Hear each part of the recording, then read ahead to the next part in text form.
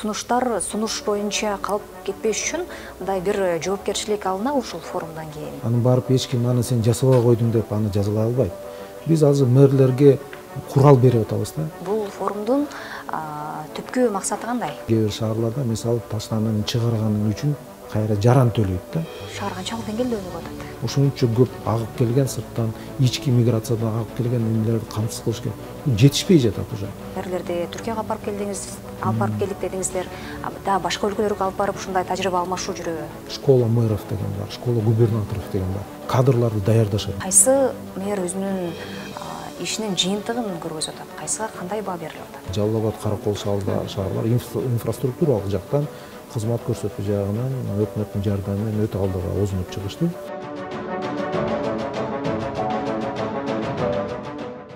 Азыркы тапта Бишкекте урбан форум өтүп жатат. Биз бүгүн дал ушул форумдун түпкү максаты деги эле келечеги боюнча кеп калалы деп турабыз. Саламатсыздарбы? Бизде конокто Кыргыз Республикасынын жергиликтүү өз алдынча башкарууларынын союзунун директору Бектурган Орозбаев. Саламатсызбы? Саламатсызбы. Биз анда даяр болсоңуз талкууну баштай берели. Негизи биринчи эле суроону ушул улуттук форумдан баштагым келип турат. Бул форумдун түпкү максаты кандай? Саламатсыздарбы? Мына кече биринчи күнкү иш-чара өттү. Бүгүн экинчи күн, эртең үчүнчү күн болот. Бул улуттук урбан форум өтүп жатат Кыргызстанда 2024 буга чейин 2018-жылы болгон. Деги эле максаты биздин Кыргызстандагы шаарларды өнүгүү тенденцияларын кароо, аларга эксперттик жардамдарды көрсөтүү, башка шаарлардын өнүгүүсү менен бөлүшүү, деги эле азыркы учурдагы шаарлардын ичиндеги көйгөйлөрдү талкуулоо, азыркы дүйнөлүк практикада колдонулуп аткан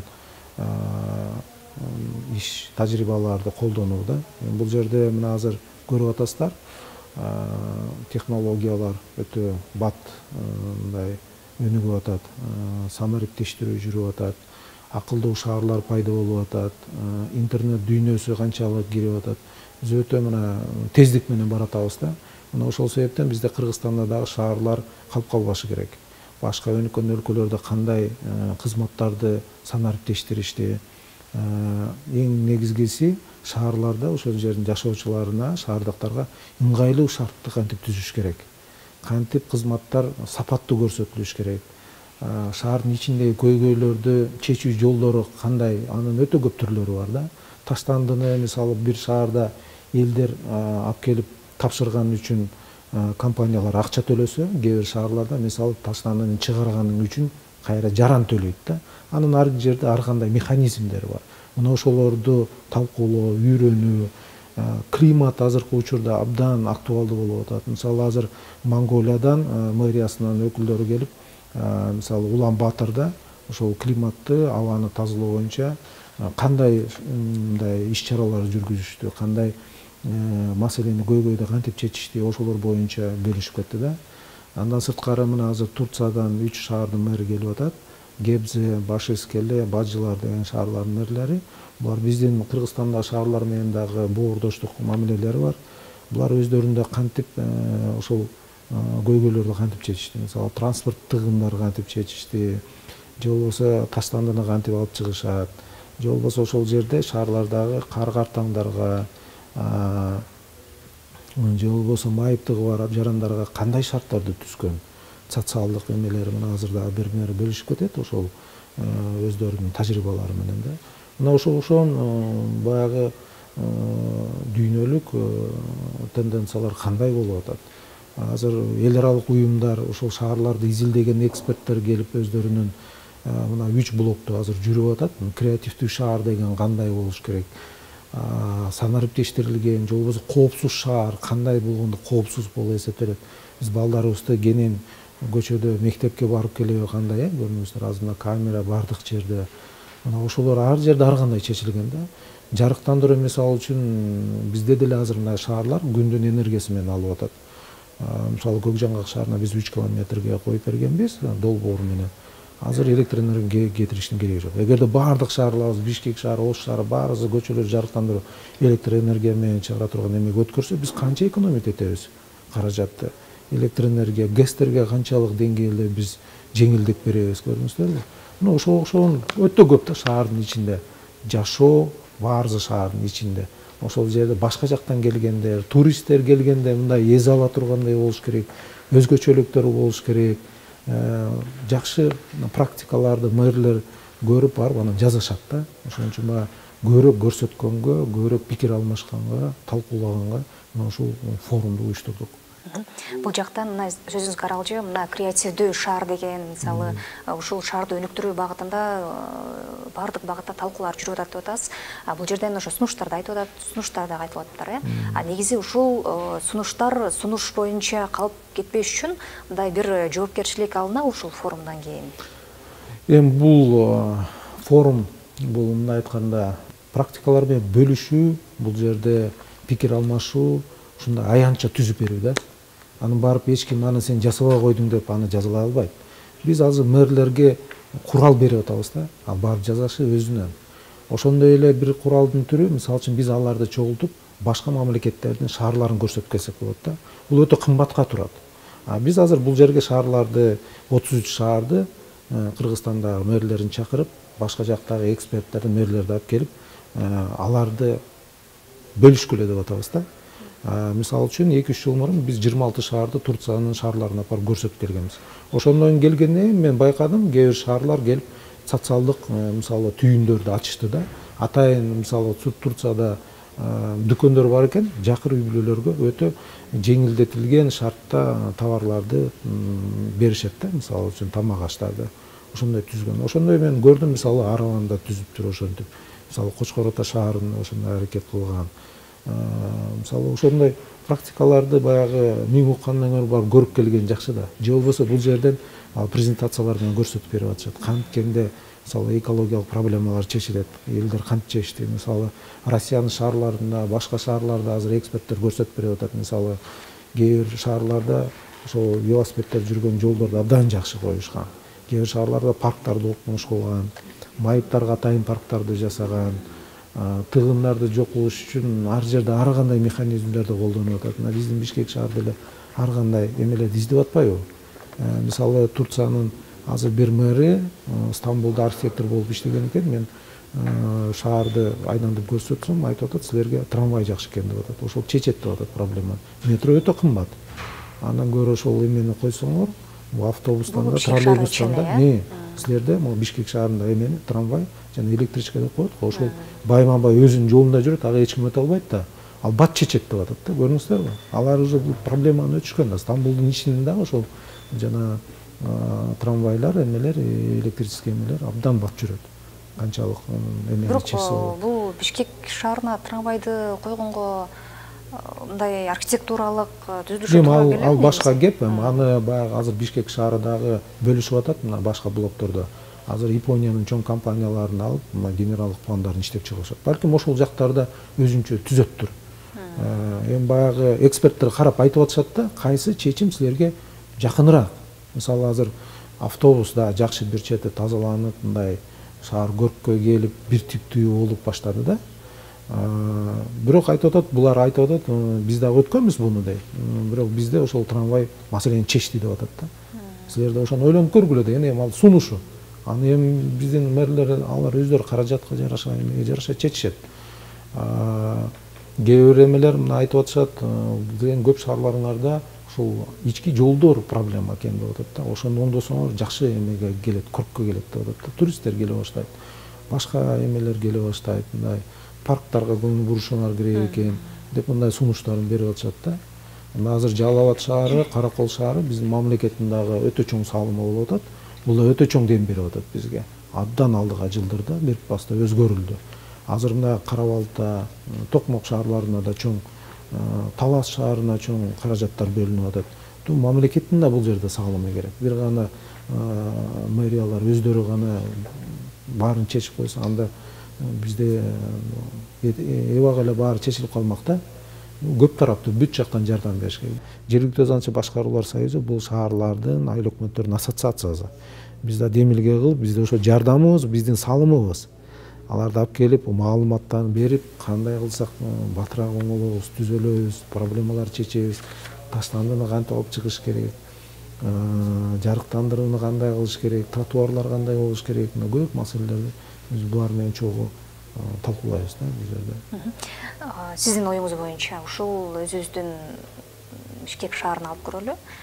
Шаар канчалык деңгээлде өнүгүп атат деп ойлойсуз? Шаардын өнүгүүсү акыркы жылдары мындай динамикасы бар. Мына өзүңүздөр көрүп атасыздар. Анткени шаар мурдагы калкка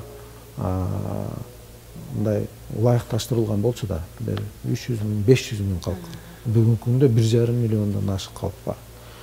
Ички миграция абдан элдин баарын тартып алып, шаар өтө чоң нагрузка менен иштеп атат да, мындай айткандачы.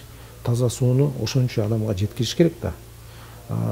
Жылуулукту жеткириш керек. Көчөлөр тардыгы бул ошончо көп агып келген сырттан, ички миграциядан агып келген немелерди камсыз кылыш керек. Бул жетишпей жатат уже. Демек шаар жылыш керек, өйдө жака жылыш керек, кеңирирээк жака чоңоюш керек. Мына кече жакында Өзбекстанда болдук эле, Ташкент Ситиде булар дагы ошол эле проблеманы көрүп, ал жерди оңдогондон көрү жанына чоңураак кылып биз жаңы Ташкент Ситини курабыз деп азыр куруп атышат. Ал жерде ичинде ички жолдор уже жаңы эмелер менен коюлуп атат. Көрдүңүздөрбү? Шаарлар бул өсүп аткан эмелер да. Бул дагы экономика. Негизи мына ушундай биздики делечи Бишкек шаарын бир мындай жаңы багытта өнүктүрө турган бизге мүмкүнчүлүк бар да. Азыр ошону айтып атпайм. Мына азыр биз архитектура менен, мэрия менен да сүйлөштүк. Алар айтып атышат, азыр Японияда бир компаниялар иштеп атат дедим да. Балким башка блоктордо азыр презентацияда кылышы мүмкүн. Демек булар дагы азыр ойлонуштуруп, мына азыр административ территориалдык реформанын алкагында 8 айыл өкмөттүн территориялары кирип кетти. Бул дагы ошо шаар өсүп атат, азыр сырт жака уже жылып атат. Бир жерде эле эме кылбастан, көрүп атасыздар, азыр бул жагына президенттин тапшырмасы менен чоң стадион курулуп атат, пиано ипподром түшүп атат. Азыр башка Асман шаары мына экологиялык жактан да карап атат биздин өкмөт. Президент кече жакында айткандай, ал экологиялык баардык климаттык эмелерге бир туура келиш керек деп. Көрдүңүздөрбү? Азыр мисалы автоунаалардын баарысын азыр электрага өткөрө турган болсо да бул өтө чоң эмеге. Бишкектин тегерегинде 50 конуш бар. Мына ошонун ишин баарын газга жеткире турган болсо, мына абанын булгануусу кадимкидей токтойт. Мына бул жерде көп факторлор бар, өтө көп каражаттарды да талап кылат да. Мына ушул жерден эл аралык эксперттер дагы, экологдор дагы катышып атат деп атасыз. Негизи кышка жакындап келгенде эле бизде ушундай абанын булганышы мындай абдан чоң проблема болуп баштайт. Ушул багытта кандай сунуштар берилип атат? Эми азыр жанагы автобус же газдан башка дагы эмне сунуштар берилип атат негизи? Сунуштар эми ар кандай эксперттердин көз карашы бул бир эле нерседен турбайт да, ар кандай. Мына азыр Улан Батырдыкы бөлүшүп кетти. Булар көбүнчө ошо күндүн энергиясын колдонгон түтүндү чыгарбаш үчүн ошолго өтүп атышат. Бир жолу да, мисалы үчүн электро мисалы унааларга өтүп атышат. Экинчи жолу анан көмүрдү жагууну токтотушат, штраф чоң салышып атат. Мисалы азыр бизде электроэнергия жетишпегендиктен тыюу салынгандыктан ар бир үйдө мына суук түшкөндөн баштап көмүр жагып баштайт. Эгерде электроэнергия жетиштүү болсо, күндүн эмелерин алып бизде азыр президенттин чоң демилгелери болуп атпайбы? Мына ошолор иштеп кете турган болсо, газды жеткире турган болсо, эл деле жаккызы келбейт. Ага бир адам байланыш керек, бул чоң каражат.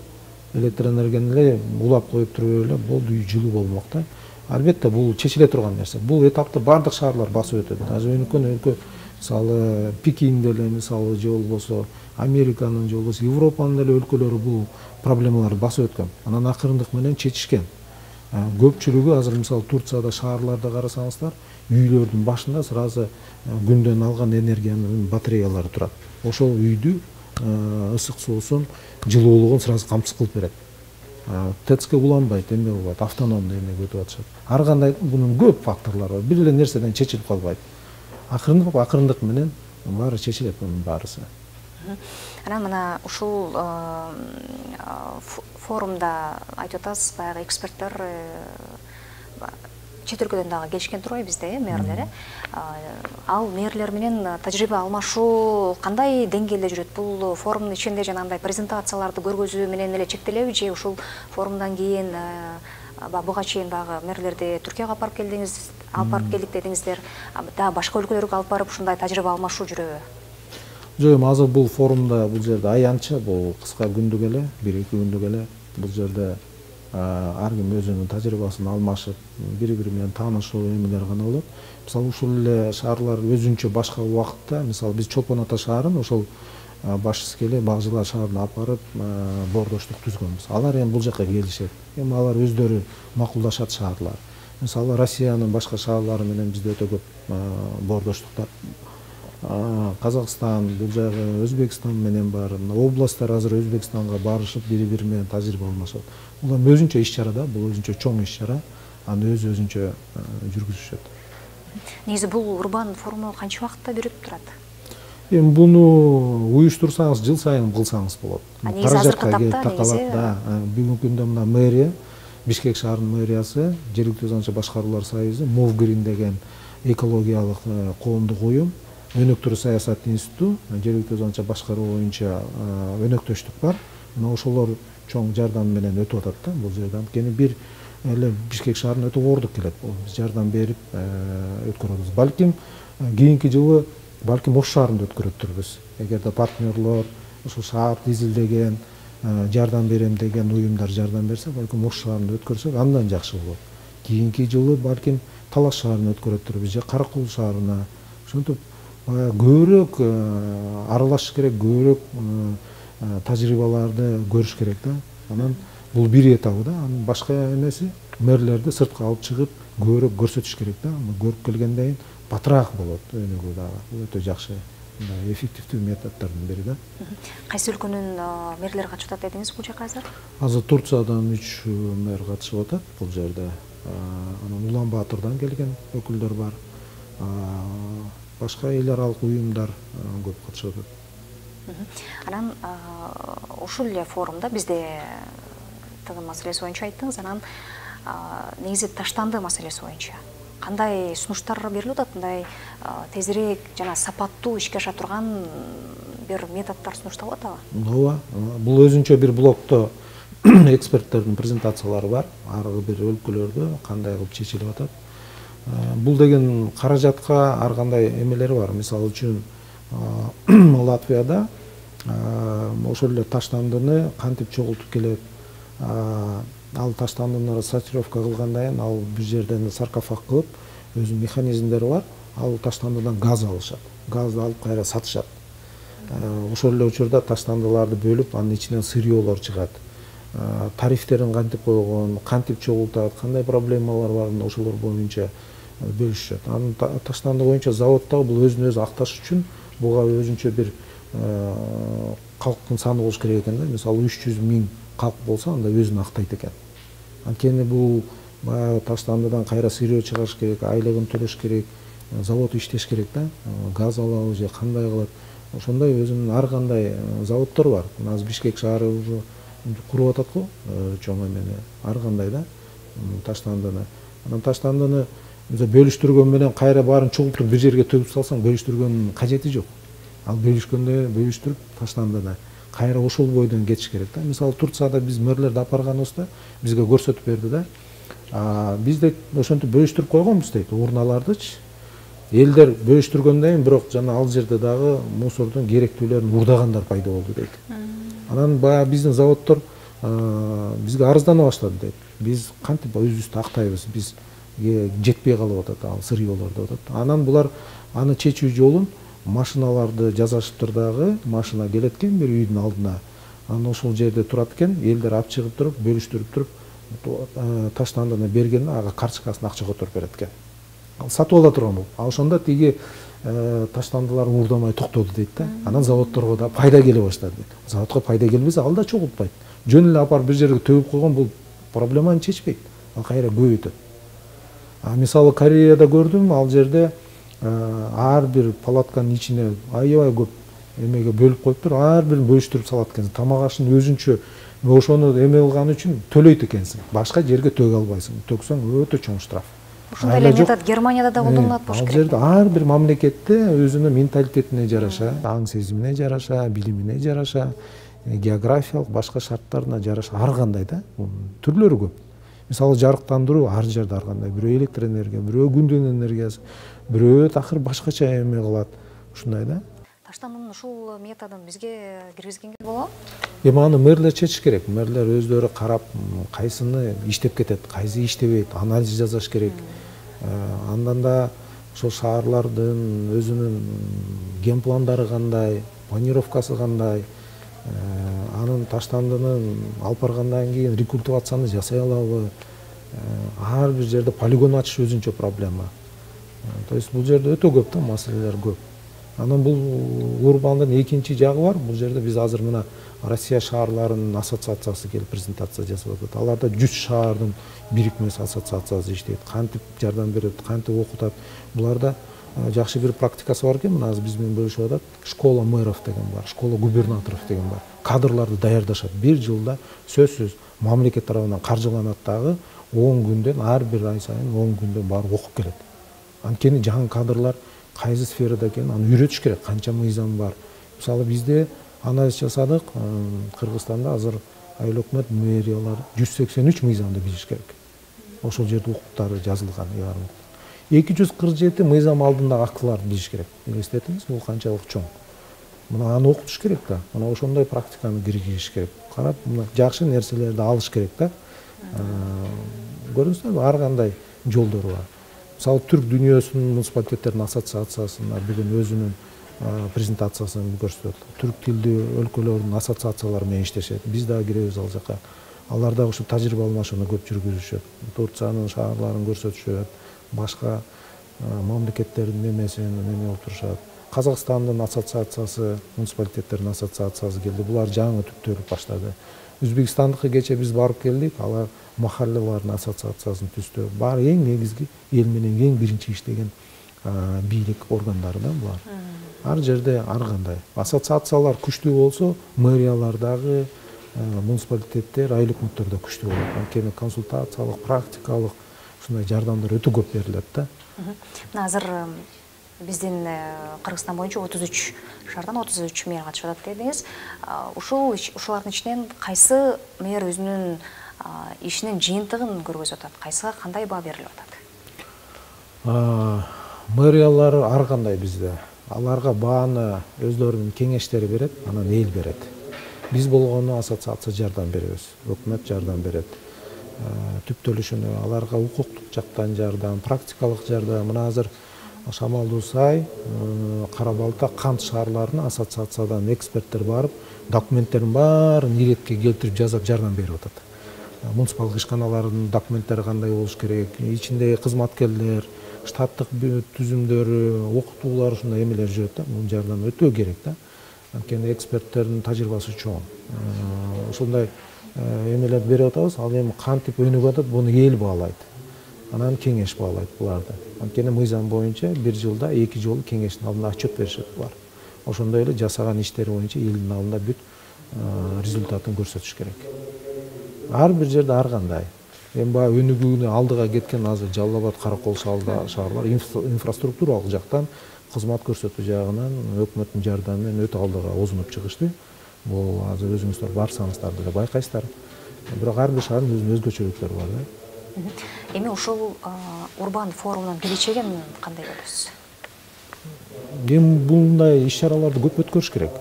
Булундай иш-чараларды мэрлерди көбүрөөк тартып, булундай иш-чараларды мэрлер эле эмес, айыл өкмөттөр менен өзүнчө дагы иш-чараларды өткөрүш керек. Эл аралык уюмдардын практикаларын алыш керек. Көбүрөөк мүмкүнчүлүгүбүз болсо сырткаттарга алып чыгып көрсөтүп, жакшы эмелерин элдерге кандай кызматты көрсөтүп атат, көрүп келгенде абдан чоң мындай эмеге тажрыйбага ээ болушат да. Мен уккандан барып көрүп келген өтө чоң. Мисалы биз былтыр Түмен шаарына барганыбызда, Нарын шаарынын спикери экөөбүз барганбыз. Остановкасына барып, аялдамасына барып күтүп турдук, жазып коюптур. Электронно саат 15:25-те же 53-тө автобус ушул келет деп. Чындап эле келет бекен деп саатты карап турсак, чындап эле келди да. Көрдүңүздөрбү? Уже эмеде турат, могул маршрут саат мынчада келет деп өзгөрүлүп турат экен эмелери. так турат, ошо так жүрүп атат да. Алга түштүк, канчадан төлөнөт экен деп. Мисалы мен таң калдым, ошондо эле биздин эмеге айландырганда 40 сом болчу. Былтыр. Мурдагы жыл биз барганыбызда Тюмень шаарында. Көрүңүздөр, бизде азыр кичине акча, мына президентибиз да айтып, мүмкүнчүлүк берип атат, мына барып тулпар деген эмени ал, азыраак эле турат. Көбү ага дагы акырындап тарбияланат, бирок элди дагы ошентип отуруп тарбиялаш керек. Штрафтар боюнча мына Өзбекстанда кече болдук. Бир шаардан бир шаарга барганча аябай көп жолдо камералар турат. Өтө көп. Андан сырткары жана машиналар жүрөткөн камера менен. Бизде өтө көп жол коопсуздугунан адамдар каза болуп атпайбы. Шаардын ичинде канча көп авариялар болуп атат. Ал да ошол шаардын ичиндеги жолдордун функционалдуу болушун караш керек. Кээ шаарларда мен көп байкагам, камералар өтө күчтүү, анан баягы жолдордун бири-бири менен кесилиштери абдан жакшы коюлган да. Көп күтүп турбайсың. Мисалы Нью-Йорк шаарында пробка биздикиндей Бишкектей болбойт. Ата Нью-Йорк шаары өтө жыш айланышкан. Көчөлөрдүн аттары 1, 2, 3, 4, 5 деп эле кете берет. Анан бирөө ылдый, бирөө өйдө. Мындай эле бир тараптуу да. Ошол себептен балар ойлонушканда кантип бул пробка болбос. Пробка болбойт экен. Мен пробка дегенде анда кичине жылып кете берет экенсиң, ушундай экен, анан жок болуп кетет. Анткени баягы көчөлөр эмелер автоунаа токтогон жерлер өтө кымбат. Эмеси парковкалары. Кичине эле эме кылсаң штрафтар өтө чоң. Анан бир тараптуу болгондуктан сен кирип эле чыгып кете бересиң да. Көрүңүздөр, ошондой кылып туруп баягы шаардын ичин пробканы чечип коюшкан. Бизде деле ошондой тажрыйбаларды көрүш керек да, көп эмелерде. Мэриянын кирип аткан сунуштары менен колдойт элем. Балким номерлерине карап, балким парковкаларды күчтөндүрүш керек. Бардык жактан иштеш керек. Бектурган Ибраимович, атайын убактыңызды бөлүп маек бергениңиз үчүн сизге терең ыраазычылык билдиребиз. Сизге жыйынтыктоочу сөз катары бир 30 секунддак убакыт берели. Элге же болбосо ушул биздин көрөрмандарга кайрылууңуз болсо айтсаңыз болот. Эми баарыбыз же айылда же шаарда жашайбыз. Айылдарыбыз көп, айылдарыбыз дагы акырындап урбанизацияга баратат. Ал жерлерде дагы азыр биз асфальт жолдорду асфальттай баштадык, тротуарларды кое баштадык, ирригация мисалы арыктарын түзө баштадык. Элдер мына үйүндө канализация кылып, үйүнүн ичинде душ эме көрүңүздөр, мунун баары өнүгүү урбанизацияга баратат акырындык менен. Өнүккөн өлкөлөрдө уже айылдар жок болуп, бүт шаардын деңгээлинде болуп калган. Акырында биз ошого барышыбыз керекпиз. Көч бара түзөлөт дейт. Анан эң негизги ошо жашоочулары. Сен таштандыны тыштабасаң, шаар таза эле ойдон турат. Шаарды тазалаганда эмес, таштандыны тыштабаганда, өзүңө маданияттуу калып жүргөндө. Мисалы көрүнгөн жерге барып эле автобус токтото бергенде болбойт да. Аялдама курду, ошол жерге барып түш, ошол жерден токтотуп эме кылышың керек. Ар ким өзүн тарбиялаш керек. Шаарда кантип алып жүрүүнү түкүрбөш керек. Мисалы бул биздин китепке көбүрөөк жакын болушубуз керек экен да. Китеп көп окуган өлкөлөрдө өзү эле көрүнүп турат. Аң сезим өтө жогору экен. Шаарларда деле мен ойлойм, азыр жаштар эмелер китепке көбүрөөк көңүл буруш керек, ата энелер. Шаарда ар кимибиз өзүбүз абаттап, өзүбүз тазалап, өзүбүз аяр мамиле жасап алсак, эч ким бирөө келип жасап бербейт бизге. Ал өзүбүздөн турат. Мен ошону айтат элем, баарыбызды ошо тазалыкка чакырат элем. Чоң рахмат, кадырман көрүүчүлөр. Биз бүгүн дал ушул урбан форуму боюнча кенен талкууладык. Биздин коногубуз Бектурган Орозбаев, Кыргыз Республикасынын жергиликтүү өз алдынча башкарууларынын союзунун директору болду. Биз кайрадан кийинки эфирде амандашканча саламатта туруңуз.